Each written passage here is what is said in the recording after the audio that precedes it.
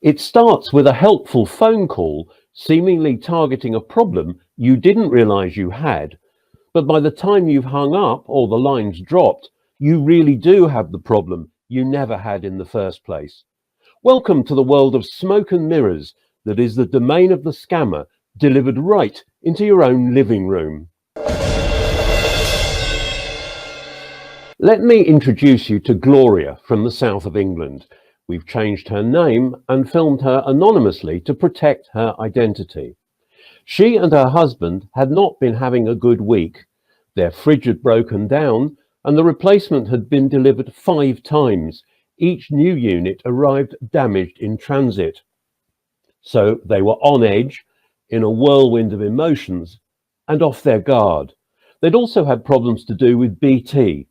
It was 7:30 in the morning when the phone rang. I was in my dressing gown.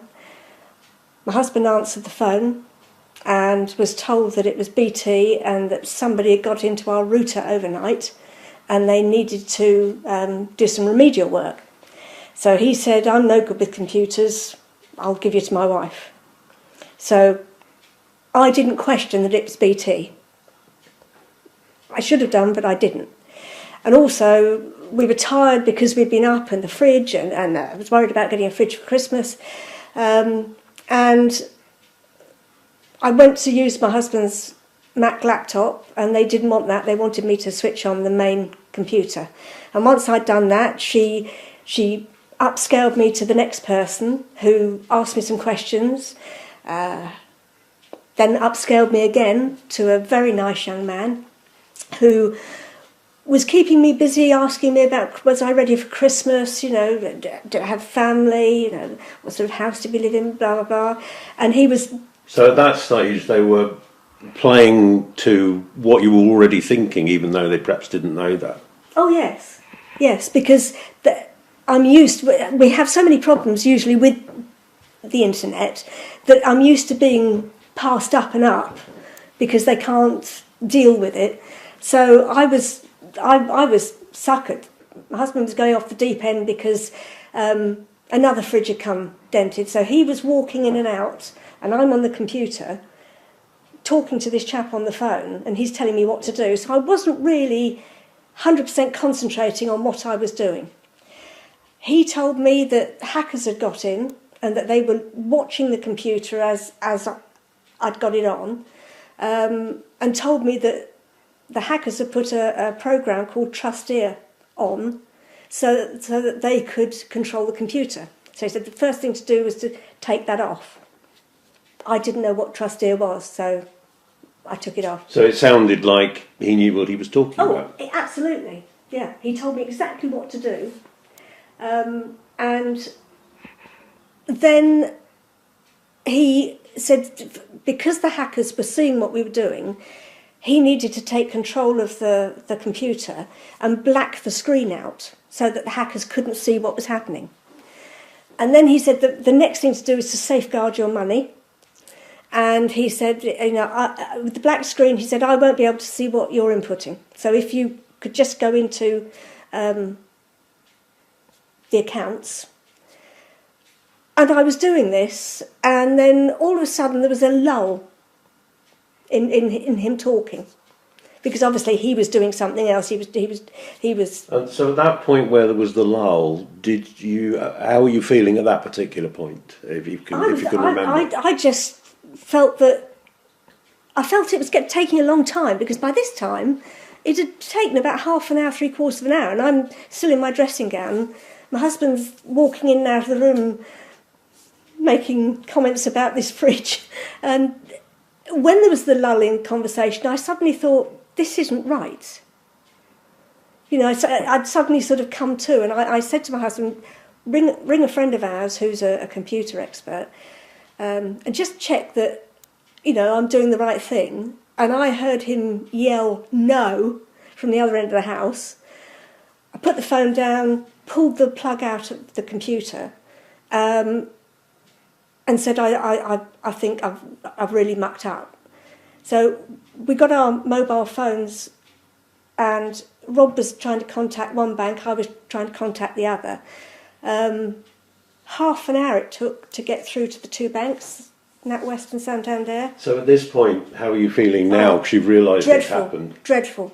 My husband had logged into his Mac, gone into his bank account and seen that they'd taken out £16,000.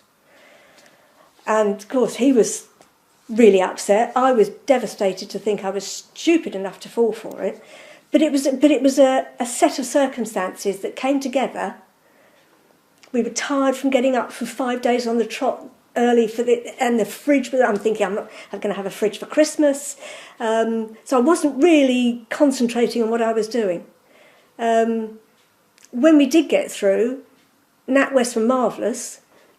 Changed the six-figure PIN or whatever it is. My husband could just carry on with his bank account, and although with the money gone, Santander, on the other hand, because the money had been passed through PayPal, Nationwide, this, that and the other, froze all my bank accounts, including my business one. I couldn't get any money out for at least 2 weeks without going in to a branch with my passport and birth certificate and then having to speak to somebody on their fraud department when you're standing in a bank with people all round you, because it was one of these booths. It was just awful. And the chap I spoke to at Santander treated me like a 3-year-old and really basically said, you've done something really stupid. You know, we try and tell all our customers to be careful, and it just made me feel so bad. You've got one bank being sympathetic, yes, and the other the complete opposite. Yes. Then. How did that Yes. make you feel? You've already had, in a sense, the perfect storm of circumstances, with you feeling tired, with them perhaps opportunistically ringing up at that time in the morning with the hope of catching you off your guard. How do you feel then? When it's a bit of a roller coaster of emotion, isn't it? Oh, I had a feeling in the pit of my stomach that was hollow, but like a lump. And I had that for about 2 weeks. I was, my husband said I was visibly shaken. I'd never felt like that before in my life. I just felt that I'd let everybody down. And how could I have done something so stupid?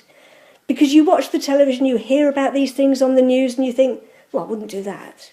I know you don't let somebody take control of your computer. But I did. And when I think back to it, it was crazy. I know you shouldn't do that. But it was just everything that was going on, fridges arriving, different delivery men, and me in my dressing gown. It's about 7:30 in the morning, and you're not really with it. But I did feel awful. And in terms of the police, for example, did you call them, and how did they react? My husband called the police, and they weren't interested at all. They said it wasn't a police matter, and it was something to do with the financial authority. Probably the Financial Conduct Authority. But so how do you feel about the police not contributing effectively to your feeling of absolute, well, it's difficult to put into words, I guess. Well, you wonder who's going to help you. The police saying they're not interested when it's fraud, to me, is incomprehensible. It's not right, is it? Lots of people are not aware of the scams, and I think that's the most important thing, to tell people about the scams and all the different sorts of scams, because they're so plausible. This chap was, in another job, he'd be fantastic, because he was so pleasant, and I can remember thinking, what a nice chap. And then afterwards you think, what a complete nutter bastard. But it's information. It's information, and also, like they said they were from BT, there should be some sort of, not code word, but something so that you know it's them. Because looking back, they didn't even know our name. But I'm supposed to be on the telephone preference scheme. I'm registered for that, and yet we still get all these phone calls about car accidents and PPI and everything else. And I don't know whether we're now on a suckers list. Nat West declined the offer of an interview, which was a little strange as their action in refunding the larger portion of the stolen money promptly was exemplary. Unsurprisingly, however, Santander, who took 2 months to refund the lesser portion of their money and put the couple through hell in the process, declined to be interviewed. So what if your bank or financial institution is blaming you for being conned and saying it's nothing to do with them? Your next port of call is the Financial Ombudsman Service.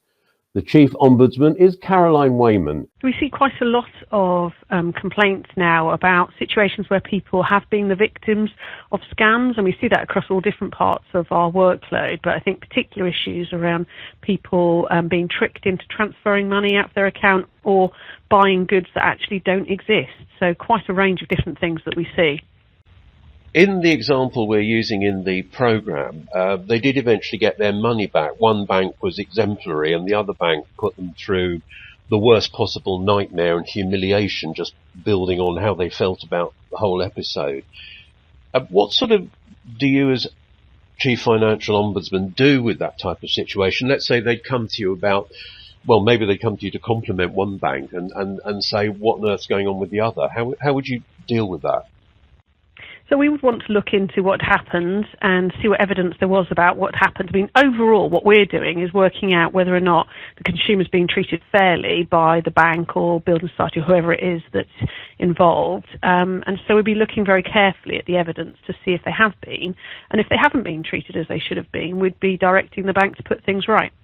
So would you be looking at the aftermath, effectively, of the scam? Potentially. I mean, I think it would depend when in time that people come to us. So, I mean, we'd always say that the first thing people should do is to contact their bank themselves and do that as soon as possible. I think that's really important. The faster that people get in touch with their bank when they realise something might have gone wrong, the more likely it is that they'll be able to recover any funds that have been transferred.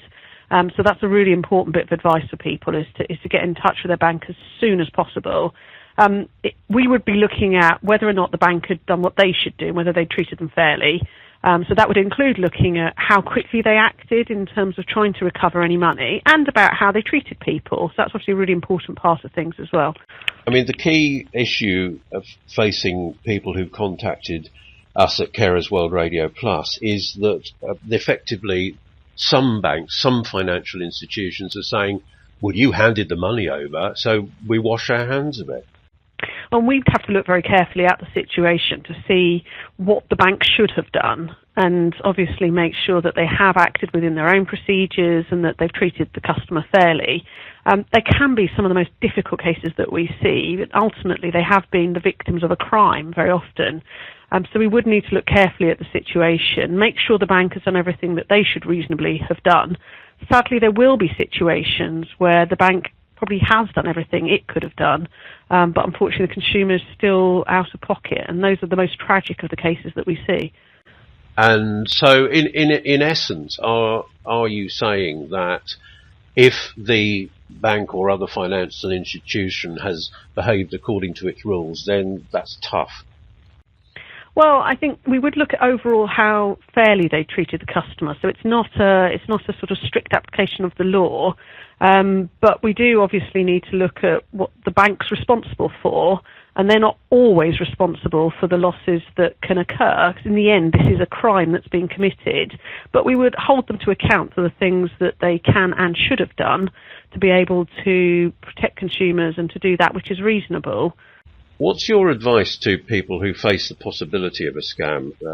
We're talking to other people in the programme on this subject about advice, but what would you say to people who are faced with a call out of the blue? I think on the whole, be suspicious if you get a call out of the blue and don't feel that through politeness or anything else that you need to engage with it. So I would say close down the call as quickly as possible if you're concerned.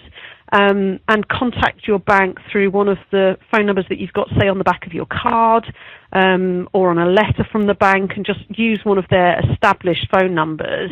I think one of the problems sometimes is that people are almost too polite, or don't feel comfortable in just ending the call. And I'd say be very suspicious about calls that you get out of the blue. Banks won't ask you to give your details over the telephone, so that's not something they will do. So do be suspicious and talk to one another about it. I think, something we can all do, talk to our friends, talk to our neighbours, and encourage people to just have that kind of suspicious view of this, because sadly this is something that many people can fall victim to. Is it perhaps not the case that they have to put up a fight, essentially, in order to prove to you, if they come and complain, that they've done all they can? The banks, you mean, need No, to demonstrate that? I'm thinking about the consumer, because the banks can demonstrate what they can say, what their procedure is, and then you can examine it and see whether they've stuck to that procedure or not. But if the consumer is faced with a situation where the bank is saying, well, you shouldn't have done it, the consumer needs some sort of evidence, doesn't he or she? Well, so I think evidence includes people's recollection of what happened, and their being able to tell their story in their own words is a really important part of the evidence. And it's important to know that, we're here to help to level that playing field. So I'd really encourage people not to worry about that, and just, if they haven't got an answer that they're happy with from the bank, to give us a call and let us worry about what evidence we might need and how we'll look into it. But the first thing for any consumer to do who has a concern is to just tell us their story in their own words, and then we can work out what the obligations were of the bank, whether they've met them, what was the law, and that's what we have to apply. We have to look at the law, we have to look at regulatory rules, all those sorts of things. But consumers don't need to worry about any of that. They should just give us a call and tell us their story in their own words. And I just really reiterate the importance of talking to one another about this and acting quickly. And if in doubt, and you're not sure whether it's something we can deal with, give us a call, and we're always really happy to just chat it through with people. It may seem to be a relatively rare thing, but nowadays scams are becoming an increasingly routine part of everyday life. While the scale of the problem is not officially known, it's reached the point where charity Independent Age has decided that enough is enough, and it has to speak out, following a record number of calls to its helpline. Their services director is Lucy Harmer. I think it's quite a large problem. We've seen some research which suggests that over 50% of older people, so that's people over 65, believe that they've been targeted by scammers. And the real issue is that about only 5% of scams are actually reported. So there's a real mismatch between the volumes of scams that are happening and actually people taking actions to report them. What would you say to someone who's been scammed but hasn't reported it? Because we've seen elsewhere in the programme that people feel really embarrassed by it, and other experts saying, well, you shouldn't be, because they're very clever at this. What would your advice be? Absolutely, I'd agree actually. When we talk to older people here at Independent Age, people tell us that they feel that the impact is about having a loss of confidence, and a lot of people blame themselves for being scammed rather than blaming the scammers. And I think the difficulty can be that people think, well, I'm not going to get the money back, and as you say, that they're embarrassed about what has happened, so it makes them reluctant to actually report it. From our advice would always be, do report it, let other people know what scams are happening at the moment, and then hopefully we can take actions to try and get less people scammed in the future. Independent Age has a campaign running called Scamwise. What are the main elements of it? So we've got a lot of information to help people arm themselves with some practical advice. So some simple ways to spot scams so that you can actually make sure you don't fall victim to a scam. It can be difficult to get your money back if you have been scammed. So at Independent Age, we would say the best thing to do is to know what a scam looks like so you don't fall a victim in the first place. And knowing what it looks like, is it the case of the old adage, if it looks too good to be true, it probably is? It is actually. I think that's a really good rule of thumb. Some of the other things we would say are, is it an unexpected offer? So is it something that you've been contacted out of the blue, or, you know, is it a company you've never heard of before coming to you? Often they'll put you under time pressure. So why is someone pressuring you to make a decision on the spot? And it may be that they're saying, don't tell anyone else about this. We're only offering this to you. A reputable company shouldn't be doing any of those things. They should be happy for you to talk to other people and check in with someone else to see whether or not it's something you should do. And if they're at all concerned and don't know who to call, can they call your helpline?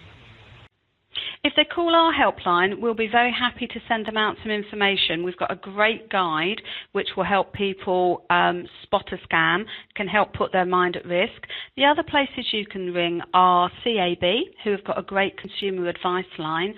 And if you are wanting to report a fraud, Action Fraud is the people to contact. Older people are often targeted by scammers, and we know that it can be something that disproportionately affects older people, and that may be because older people are home alone. It may be because they are seen as potentially having savings and valuables that they've built up over a lifetime. It may be because they're actually more willing to talk. Older people may be lonely, they may be very polite. There can sometimes be a generational difference, which means that they are more likely to actually engage with scammers, which makes them a target. So if you're worried about being scammed and you are an older person, or if you're worried about an older person that lives on their own, get in touch with Independent Age or another organisation like Independent Age and get the information where you can arm yourself so that you won't fall a victim to a scam in the first place. All of the talk of scams is bound to leave you feeling vulnerable, and if it's happened to you, feeling stupid. Fear not, this is a natural human reaction, according to Marilyn Baldwin of the campaign Think Jessica. She founded the charity after her mother had been relentlessly and mercilessly scammed over a number of years. My mother was a victim of scams. Actually, she was targeted by postal scams. And 5 years before she died, she received a letter. It told her that she'd won a competition and all she had to do to claim it was send off a small fee. My mother thought this was genuine. She sent off the money, and as a result, her name got put on what's called a suckers list. This list was then sold to other criminals all over the world, and my mother was literally bombarded over a 5-year period with letters and phone calls from scams, and she lost somewhere in the region of around £50,000. It must have taken quite a toll on her and on you. It did, because my mum was actually in denial. The family tried to explain over and over again that these weren't real people. They were in fact criminals that were writing to her, but they were pretending to be lottery officials, bankers, solicitors, and most of all, clairvoyants. And the clairvoyance letters were telling her that the family were against her, and that we were jealous of her, that we wanted the money for ourselves. And she just wouldn't cooperate. She wouldn't let us redirect her post or change her phone number. It was just an absolute nightmare. It would seem to sort of anybody who's perhaps not experienced a scam and is hearing what you're saying, you would think perhaps that your mother would take more notice of you or members of the family than some external person she didn't know. Perhaps you could give us some insight into that. Well, you'd think she would, but we'd noticed as a family that my mum had got some mental impairment. She was forgetting things and she was getting a bit confused. So nothing had been diagnosed, because she was a very proud lady. She certainly wouldn't go to the doctors and declare that she'd got anything wrong with her mentally. And if we tried to reason with her and get her to do that, all hell would break loose. So I believe she was in the early stages of dementia, certainly old age related problems with her mind. And because of this, she wasn't diagnosed with having a mental illness. We literally couldn't do anything. The couple that we're featuring in this programme, this was perhaps a more modern version of what might be regarded as traditional types of scam, but in effect saying they were from BT and persuading them to remove the anti-hacking software from their bank accounts. But what the scammers didn't know was that this couple had been having a lot of problems with BT, so a call from BT sat perfectly in context. Do you believe that scammers have a certain way of knowing people's vulnerability? Because they've told me it's quite spooky, the fact that they rung up and said they were from BT when they were having BT problems. Well, it's hard to say whether they've got any knowledge of the problems they've experienced with BT or if it's just a coincidence. My guess is probably it's just a coincidence because these phone calls are made out to literally thousands and thousands of people, and they're just looking for the ones that will actually believe that it's a genuine call. And for this couple, obviously because of the history they've had with BT, of course it made sense. So they were really prime targets. I mean, they were lucky in the end that the money was refunded by both banks, one very quickly and the other after somewhat putting them through the mill, but nevertheless it was in effect a happy ending. But it's left a legacy, they tell me, of feeling stupid about it, being very sensitive about things, worried about things, and that's sort of the legacy of the scam that perhaps people don't talk about. What sort of, I mean, is that the sort of same sort of feelings that you believe a lot of people in this type of situation experience? Oh, definitely. I mean, the stats show that only 1 in 5 people actually do make a report. The remainder would be too embarrassed to make a report. And another reason as well is that a lot of older people are worried what the family are going to say. We've had instances where older people have made mistakes with rogue traders or different types of scams, and they've been too worried to tell the family because they think the family might see them as being incapable of having their own financial independence. They might want to take it off them. So they'd rather say nothing and suffer the loss. But it leaves them with that sense of, like you've just said, feeling stupid, which they're certainly not. These scams are very sophisticated, and people that fall for them, I mean, we have on our list, we have a solicitor, we've got an ambassador's wife, school teachers. There is no typical victim. You know, these are, if they catch you at the right time, which they did with this couple, exactly the right time, which was, like I said, I think it was a coincidence, but, they went along with it. And I think, with hindsight, a lot of us would have done, if we'd had that sort of history with BT. But what I do think is that the banks really have a duty of care, especially with online banking, is to get more education out there. This couple had no idea that there was anything installed on their computer that would, protect them from being hacked. They didn't know that. If they'd have known that, they'd have been a bit more cautious about doing anything. They wouldn't have wanted to take any instructions over the phone. So I think a lot of it is lack of education, definitely. And what can individuals do to try to protect themselves? Obviously, you've said that you believe these scams are quite sophisticated, and that certainly seems to be the evidence. What's your best advice to people? Is it really the old-fashioned, if it's too good to be true, it is too good to be true, and be very careful? Well, we used to say that to my mum a lot, and she used to say, yes, it might be too good to be true. It probably is, but it probably isn't. So I think the thing to say is, if it looks too good to be true, if it seems too good to be true, think it's a scam. Just do not take a chance on something like that, because there are so many scams out there. There's a scam for everybody. There's a scam out there that every single one of us could fall for if they hit us at the right time. So I think, and probably the best advice is, don't talk money over the phone. Don't get into any conversations with strangers over the phone, and certainly don't do surveys, because this information is being collected and sold on, and you don't know where this information is going to end up. And remember that the police or the bank would never ask you for personal details or ask you to do any amendments to your computer. So never run any programs, basically, on your computer. Don't touch it. Don't even get involved in the conversation. I mean, do you think something as simple as, I can't speak to you right now, can you give me your telephone number and I'll ring you back, would work?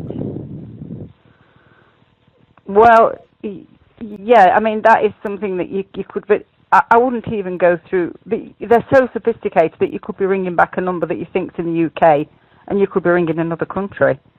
So you'd still be none the wiser of whether or not that was a genuine call or not.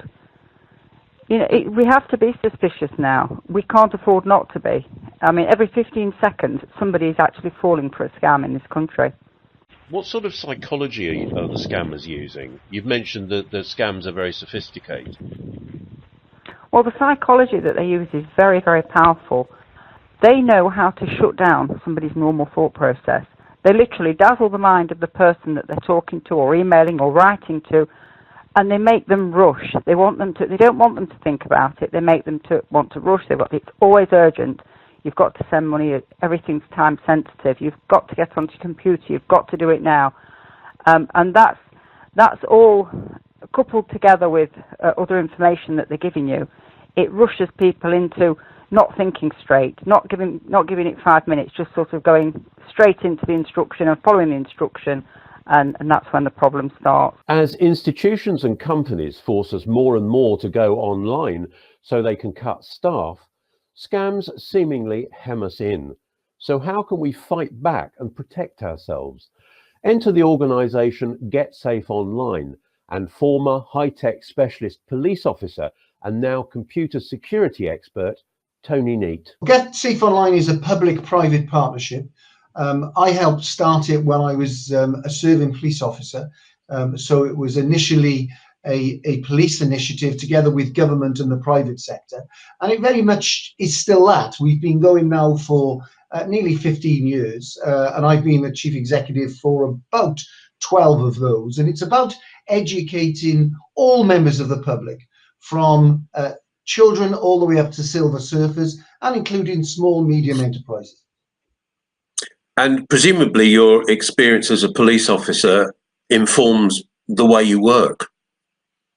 I think it does. I'm passionate about the internet, and I think the internet is a fantastic place. But there are horror stories, just like anything we do in life. And what we're here to do, and what I'm passionate about doing, is educating people and changing their behaviours so that they become safer and more secure when they're on the internet. One of the stories we're featuring in this programme is of a couple who were rung up by someone alleging they were from BT and talked them through taking off anti-hacking software on their computers. I think it was called Trusteer. What's your view on that? It's something we've seen quite a lot of in the last 3 or 4 years, cold calling. People are very much aware of security on their computers. They hear it every day on the radio, the television, in the press. And but suddenly when they get a phone call, their trust goes down a little bit, and they think, oh, this has got to be genuine. And yes, I am on the computer, and yes, it has been getting slower lately, and they're then convinced to go on. It could be any company. What I would say to anybody watching this is, don't think it's one particular company. We hear about it from security companies, certainly from Microsoft, but it could be from anywhere that they say it. And what they'll do is they'll get you to run a little bit of a video, which you don't think is a video. You think it's actually being checked. Your computer's being checked, and of course you'll find a problem. And the problem will be fixable by the people who are phoning you up, and they'll want money off you to put some security software on. The software will probably be something that's spying on you, and plus they've got your credit card details. So it's a triple whammy for any of these criminals that are sitting there perpetrating this particular crime. So would you say that if somebody calls you up out of the blue, just sort of pause a moment and think, is this real? I think it is. I think one of the things I say to anybody is, stop, make a cup of tea, have a think about it. It's probably not genuine, 99% of them. And if it is genuine, then they'll probably contact you in another way, or ask for their details and then look them up online. I'm afraid, I hate to say this, but we've all got to be suspicious about things that we do when we're on the internet, and we've got to double check things out. And that's what I would recommend with anything that happens on the internet. I mean, how sophisticated are these people? For example, in the story of the couple with the alleged BT call, they rung them at 7:30 in the morning, perhaps maybe guessing they're vulnerable, but they didn't know they'd had problems with BT themselves. So the call came in context. But presumably, are they that sophisticated, or are they just chancing their arm? it's a bit of both. We see organised crime involved in this, but also opportunist criminals as well. And if they find a number, they'll use it. But the other thing we've got to look out for is the automation of these calls. So what a lot of people will get, and I've had them numerous times, is the phone will ring, I'll pick up the phone, and there's no one there. And I say hello, and the next thing I hear a click, and somebody is on the end of the phone. Well, that's a computer generating your number, phoning it, and if there's an answer, it's then put through to a real person.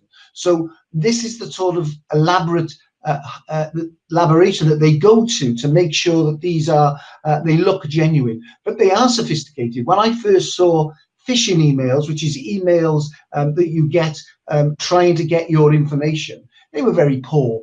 The grammar was poor, the spelling, the actual makeup of the email was very poor. Now they are very sophisticated, and we have got to be on our mettle in relation to making sure we don't fall for it, which is one of the reasons I say to a lot of people, if not everybody, no matter what they're doing online, ask somebody else, get a third person's opinion.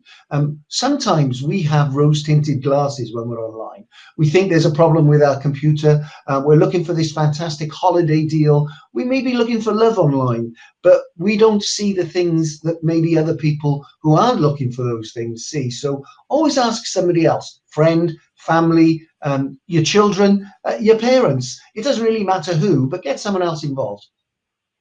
One of the other stories we're telling on the programme is of an older man who was rung up out of the blue with the Microsoft scam that you've mentioned.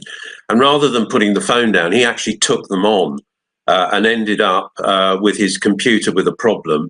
But fortunately, financially, he only had to pay £100 to get his computer sorted out by a local computer engineer, and could have, if he'd fallen for the scam, have ended up with £399. So he's viewing it as he came out ahead.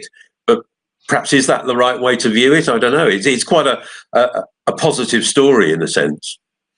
Well, that gentleman was glass half full, which is always a good thing, and I'm a half glass full person myself. So what I'd say is, yeah, he's looking at it the right way, but we shouldn't have allowed it to go that far anyway. If somebody says there's something wrong with your computer, put the phone down, ask somebody else. You know, how do they know? They shouldn't have access to your computer, and if they have access to your computer, they've done so unlawfully. So certainly put your phone down on anybody that phones up as a cold call.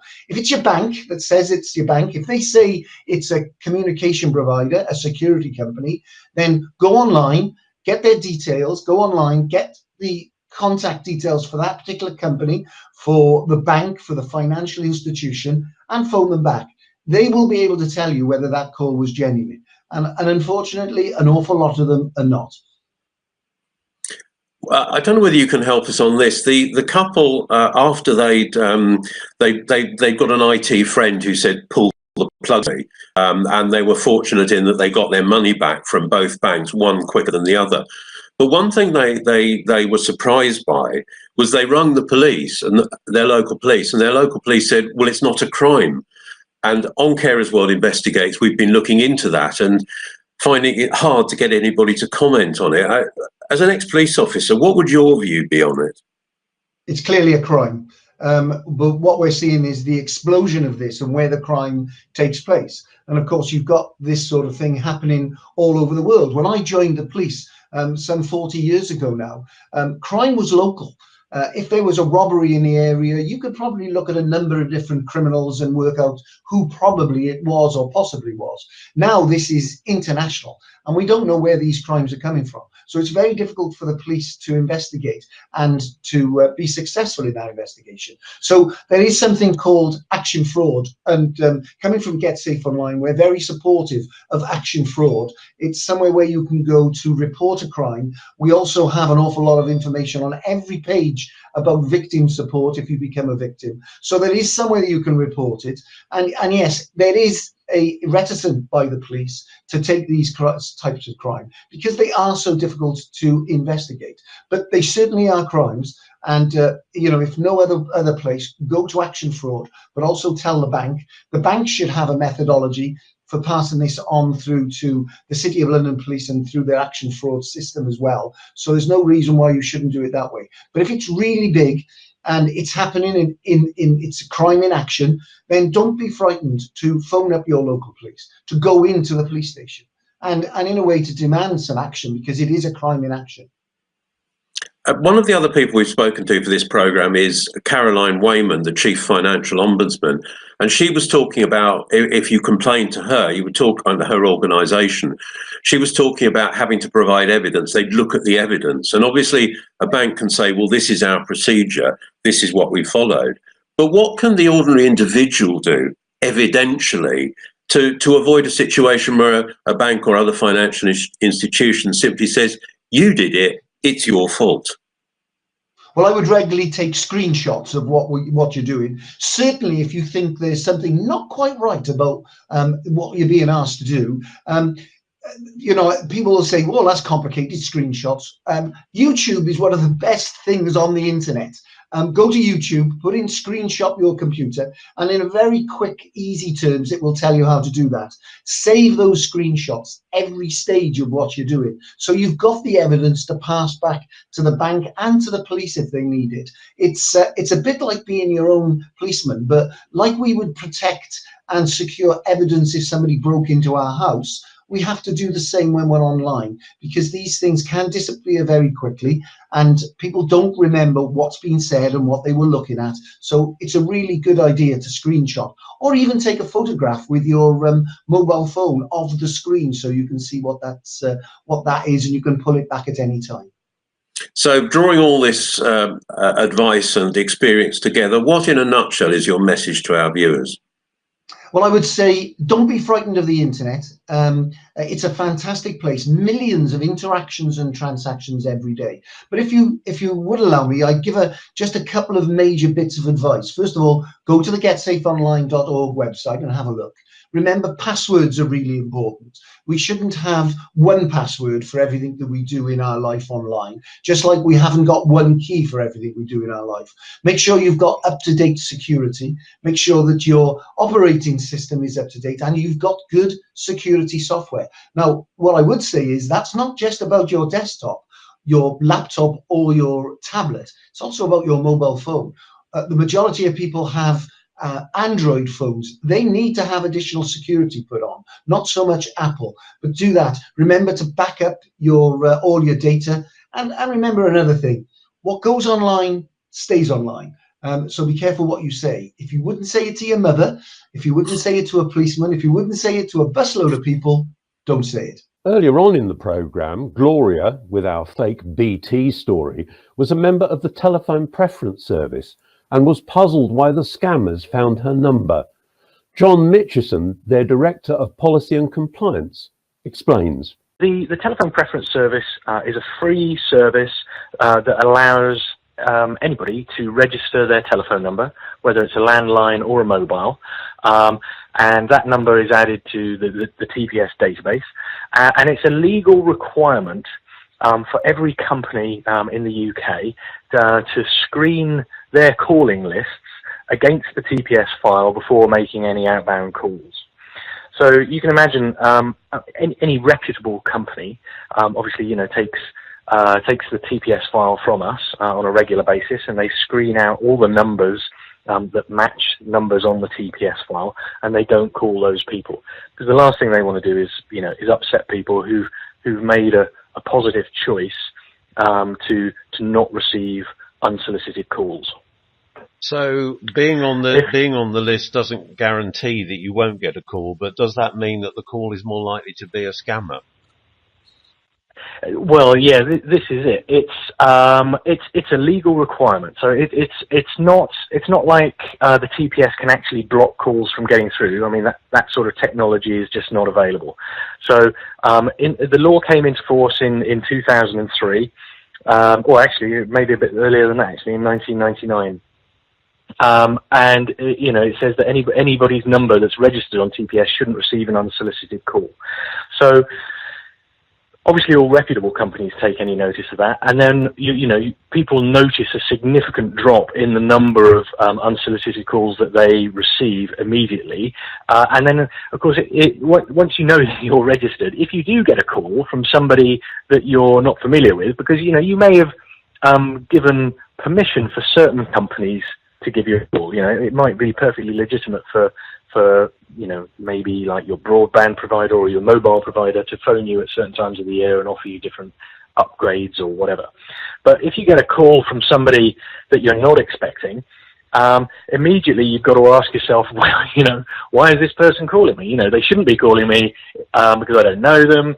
And that should put you on your guard and make you realise that that's unlikely to be a company that you want to be doing any business with. So in effect, if a scammer rings you, are they committing a criminal act if you've got your number registered with the telephone preference service? Well, if any company calls you and they don't have your express permission to call, if you're registered on TPS, then they're breaking the law. Naturally, if their only reason for calling you is to defraud you out of money as well, through some sort of scam, then that they're breaking the law in a number of other significant ways as well. So if one of our, sorry, go on. Yeah, well, I was just going to say, if there are things that you can do if you are registered on TPS and you know your number is registered, and you get a call, you're perfectly within your rights to lodge a complaint. As a result of receiving that call, and you can do that through the TPS website, or you can contact our call centre or whatever. And that information goes to the ICO, which is the Information Commissioner's Office, and they investigate the companies that are making illegal calls. So there's a number of things that you can do as a result of getting a call, if you're not happy about it. So people may not appreciate that, in fact, if they did complain, that may be the final complaint necessary to trigger some form of action by the Information Commissioner. And I believe there's a case in Bournemouth where this effectively came in, where someone was masquerading as the telephone preference service, but with a clever, or maybe not so clever because he was caught in the end, a version of the letters in your company's name. Yeah, that's right. The ICO, the Information Commissioner, takes quite a lot of action, actually, against all kinds of companies for using marketing data badly. But the most fines that they've issued have all been against companies making nuisance calls. Now, the actual number of complaints that are received by the ICO through TPS is pretty high. Anything between sort of like 5,000 and 10,000 complaints a month are given to the TPS, and like I said, we pass those on to the Information Commissioner, and they sort of analyse those. There's often calls are made by mistake, or people don't really realise that they shouldn't be calling, and those companies might be given a little bit more leeway. But for companies that are sort of intentionally breaking the law or being just hopelessly negligent about, complying with the regulations, it's those companies that the ICO goes after. It's not only the ICO that you can complain to. I think there have been a number of cases where trading standards, if somebody has been making telephone calls offering either a fraudulent service or, a substandard product, or if they've just been ignoring people's wishes to stop calling them, trading standards have taken a number of people to court as well. So there are different ways that you can go about, handling the problem of having nuisance calls. I understand that the TPS has launched an app that you can use on your phone to complain after a scammer or a suspicious call been received. How does that work? Yes, that's a really good point, actually, because the TPS, the standard TPS service is all about registering your number on a file, but because of the growing use of mobile phones and the growing number of nuisance and scam calls coming through to people's mobile phones, we thought that an app might be quite powerful. So there is an app called TPS Protect, and what that does is it gives you some information about the incoming call. So when the number comes up on your phone, it'll give it a trust score. So if it's somebody in your phone book, they get a very high trust score of 5. If it's somebody that that has been reported as being a scammer, then it will warn you of that, and it will give it a very low trust score and say it's a potential scam. Obviously, take care, and you can then choose what to do about that. Right? You can choose to answer it, or you can just let it go to voicemail, or just ignore it completely. So it just gives you those options. It's like giving you a little bit of a warning beforehand. If you do answer the call and you realise it's not what it was purporting to be, then you can make a very quick reply, a very quick report on the app, and all that information sort of feeds back and helps inform other users, when they get calls from that number. So it's actually very powerful. And the information that we collect, not only some of it goes to the ICO, and we're trying to work with other regulators to take the data as well, so that they can use it to take action as well. Certainly a very powerful tool, and we'll be putting details on our front page next to this program of how our viewers can contact the TPS. In a nutshell, what would be your advice to someone who receives a call they're unhappy about? Well, one of the things that I always tell people, if you are registered, the first thing you should be cautious about is getting calls from people that you weren't expecting, because as we said, that if you're registered on TPS, those sort of calls they shouldn't be happening. But just generally, I would always be very cautious about handing over any personal information to somebody that's made an incoming call to me, because you can't see that person, and they can say that they're from any organisation, but where they're really from is anybody's guess. So I would always remind people to be very mindful about the kind of information that they give out over the phone, particularly when it comes to bank details or giving people access to computers and that kind of thing. There's usually very little need for that to happen. Before I introduce our final part of the story, the sting in the tail, we hope that you found this edition of Carers World Investigates has been useful, focusing on the scammers and what you can do to put yourself on your guard against the thieves, because that is what they are. You'll find links to the organisations that have contributed to this programme alongside this film. Now, at the beginning of Carers World Investigates, we heard about the BT scam. It's just one of many ways that the scammers try to part you from your hard-earned cash. Another that's come to the attention of Carers World Investigates is what has become known as the Microsoft scam. I leave you with what our viewer Jim Coombs decided to do when Microsoft apparently came to call. Warning, and I'm serious about this, do not try this at home. What type of Windows are you on? So naturally I said, well, I'm on Windows 10. And how many emails are you sending? I said, well, it varies every day, maybe 1 or 2, or it may be, 10. But she said, it was a female, by the way, and she sounded very technical. And she said, well, these are really corrupting a lot of messages. And what I would like you to do is, as you're looking at your computer, I'd like you to do these things for me. So I thought, oh, it sounds pretty genuine. And I tapped in these 2 keys on my keyboard, and she said, oh yes, now I can see what the problem is. And I had loads of data going up and down my screen, and she highlighted one particular point. She said, well, there's the problem there. She said, that's what's causing all this trouble. So I said, well, it's a Microsoft problem. It's nothing to do with me.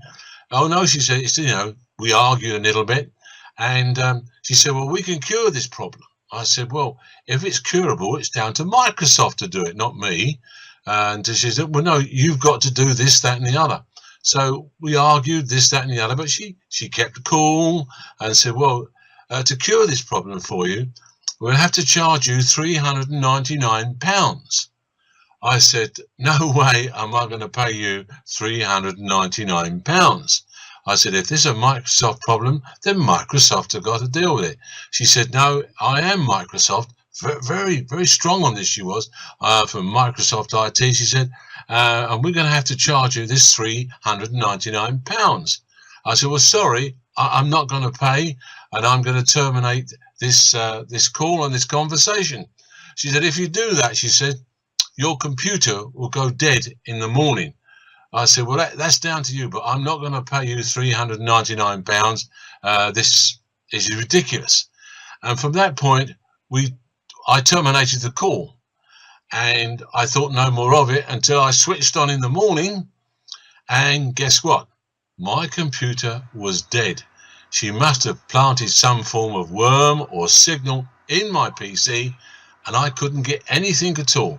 And in the end, I had to take my PC to a dealer to have it kind of cleaned out and reset to what it should be. But I didn't pay no £399. It was a pure scam.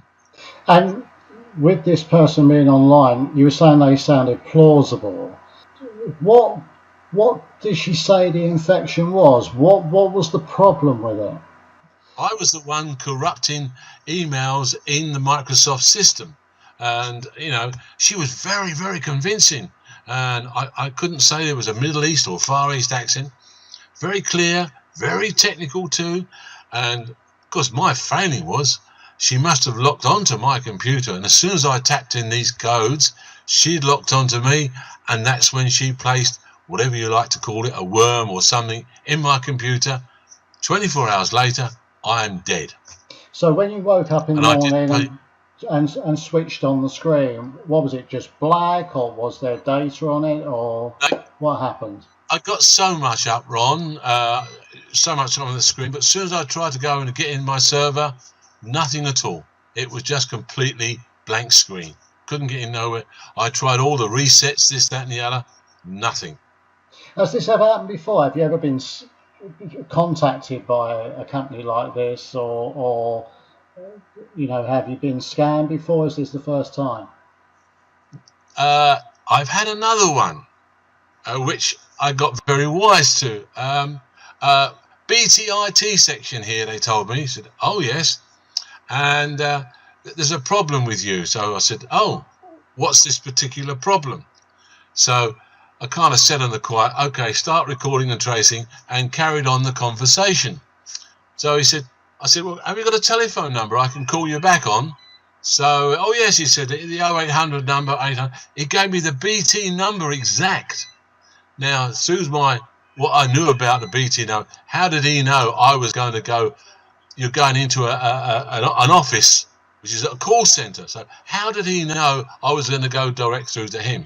Well, the simple test is, he rings you up and says, call me back on this number. He doesn't replace his telephone receiver. So you replace yours, you pick it up and start dialing. You don't check to see if you've got dial tone, so he's sitting on there waiting for you. That was the scam. And I said, sorry, matey, I know this to be a scam, and I put the phone down. Never heard any more from them. Oh. But once again, they quote BT IT section. They come through with some very, very technical stories. I've learnt my lesson. I don't entertain them no more. So when you took the PC to the shop where you took it to, what did they say? And did they get it fixed? And what sort of cost did you pay for that? Yes, I took it to a shop over in Staines, and I told them what had happened. He said, okay, leave it with us. We'll try and get something going for you. They did clear it all out, and it cost me £100, which is a lot less than $399. But it's still, you've got to take the PC down and do all that. I was gutted. I learnt my lesson. Anyone coming now to any firm telling me who they are, what they are, whether it's on the PC or the phone, I do not entertain them.